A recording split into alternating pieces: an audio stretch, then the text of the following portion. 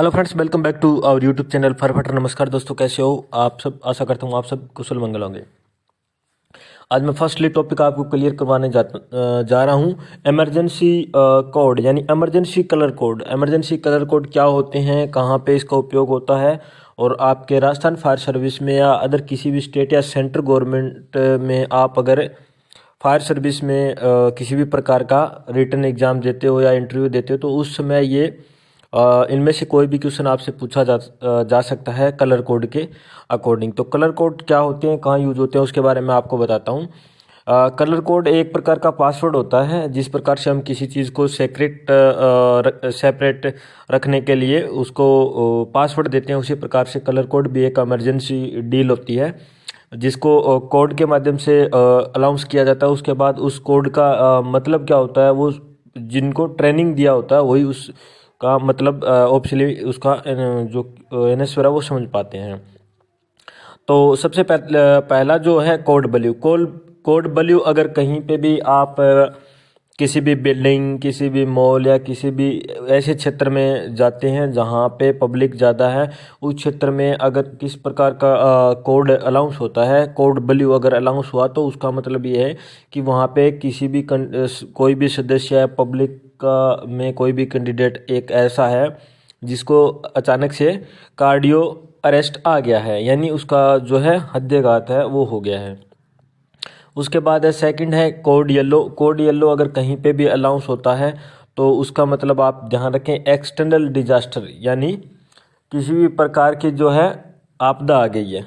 External और internal दो प्रकार के कोड में रखी गई है। इंटरनल का मतलब है अंदर, यानी बिल्डिंग के अंदर, मॉल के अंदर, हॉस्पिटल के अंदर या कोई भी सिस्टम है अंदर जहाँ पे हम बैठे हैं, रह रहे हैं, वहाँ पे अगर कोई भी आपदा आ गई, यानी बिल्डिंग का कोई हिस्सा गिर गया या पानी से भर गया, उस प्रकार से कोई भी डिजास्टर होगी तो उसको इंटरनल बोलते हैं। और एक्सटर्नल का मतलब है प्राकृतिक, जिसको बोल सकते हैं बाढ़ या प्रत्यय, जो बाढ़, भूकंप या फिर कोई बाढ़ की बिल्डिंग, बाढ़ की कोई अपोजिट बिल्डिंग गिर गई तो उसका अचानक से ट्रैफिक आना, वो भी इंटरनल एक्सटर्नल डिजास्टर में रखा गया, उसका मतलब कोड येलो है।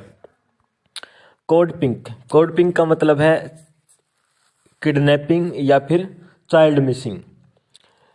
अगर किसी भी एरिया में कोड पिंक का अनाउंसमेंट होता है पीए सिस्टम के माध्यम से तो उसका मतलब होता है या तो वहाँ पे कोई बच्चा मिसिंग हो गया या किसी कैंडिडेट का किसी को किडनैप कर लिया गया है। नेक्स्ट है कोड पर्पल, फिजिकल फाइट।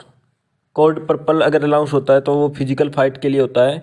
किसी भी साइट पे अचानक से अगर कोड पर्पल का अलाउंस किया जाता है तो उसका मतलब वहाँ पे पब्लिक या एम्प्लॉय या फिर एम्प्लॉय या फिर पब्लिक या विजिटर किसी का भी है आपस में फिजिकल फाइट हो गई है, जिसको हम कोड पर्पल बोलते हैं। कोड ब्लैक, नेक्स्ट है कोड ब्लैक।